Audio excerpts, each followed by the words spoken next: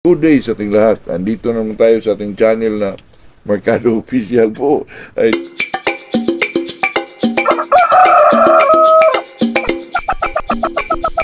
itong pag-usapan natin ay itong napakasimple lang, kaibigan. Pero bago tayo magsimula ay shout out muna tayo kay Johnny Caribin Kainday, Kaindoy, ano bang pronunciation to? Legazpi City, Albay, John Servano, Joel Kadangin, Antipolo, John Ray Pasadoble, Isabeliti, Jam Aslodunya, Cebu City, Arlinda Suyat, Bunganoy Vlog, Glodin Cabaluna, Davao Idin Toril. Itong pag-usapan natin, mga kaibigan, itong kung mag-breeding tayo, paano ba magpalabas ng matangkad na manok? Dapat ba na ang matatangkad ay brood hen o brood cock? Ay, sa ganyan naman, mga kaibigan, sa usaping ganyan, kung about sa breeding po. Pag sinasabi natin, gusto natin na ang ma-produce natin mga offspring ay puro matatangkad, ay gamitin natin matangkad na inahin, matangkad na brood cock.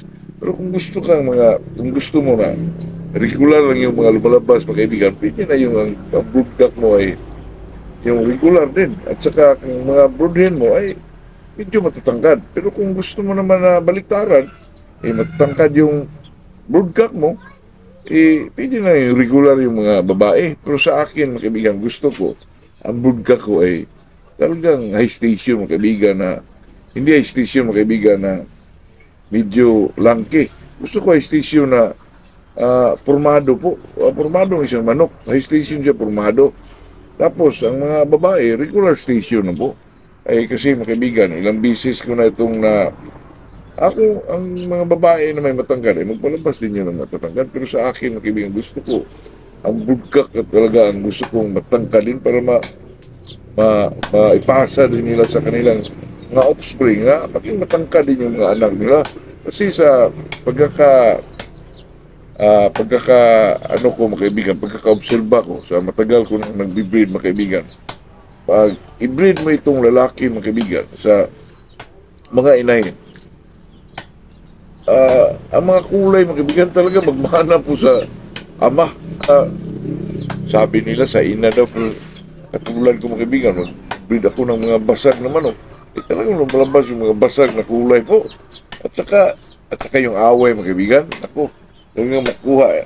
Kasi sabi din ng ibang breeder, mga big time breeder, na magmana daw sa inahin. Ako, mga kaibigan, hindi ko lang alam kasi nag-breed din ako, mga kaibigan. Talagang magmana yung away sa brood cock mo at saka yung kulay. Depende lang siguro pag ang ginagamit mong yung mga off colors, kasi mas dominant yung mga off color, mga kaibigan. Pero kung basag yung ginagamit mong brood cock, then wine red yung mga inahin, lumalabas, mga kaibigan, mga basag. At saka ang mga away po, parehong sama.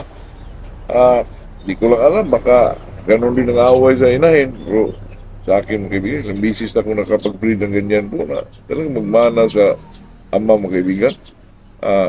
Baka nagkataon lang kasi itong usapin bilang isang magmamanok, mga kaibigan. Ang dami kasing sa kanya, nagmana sa akin. Kaya sa atin, irespeto na natin kung ano yung marinig natin kasi ang pagmamanok, mga kaibigan, may iba-iba kasing sa kanya, nakapalabas siya ng gano'n. Nagmana sa inahin. Sa atin naman, nagmana sa...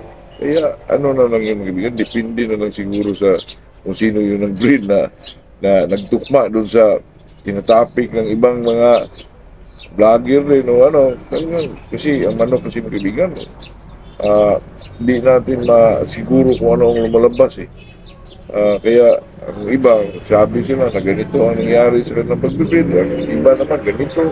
Kaya sa atin, mga kaibigan, bilang isang magmamanok ay talagang observation din ang pinakamagandang kung ano yung nangyari sa pagbibid mo, yun ang anuhan mo, mga kaibigan, yun ang sundin mo kasi sa tagumpay ng isang magmamanok, mga kaibigan, ay ikaw lang bilang isang magmamanok ang susi sa iyong tagumpay. Kaya kung ano man yung paniniwala mo na gano'n, at saka observation, at saka makinig din sa iba, na ibang magmamanok, ay dapat kunin mo yung mga mahalagang mahalagang mga bagay na katulong sa ating mga manok po.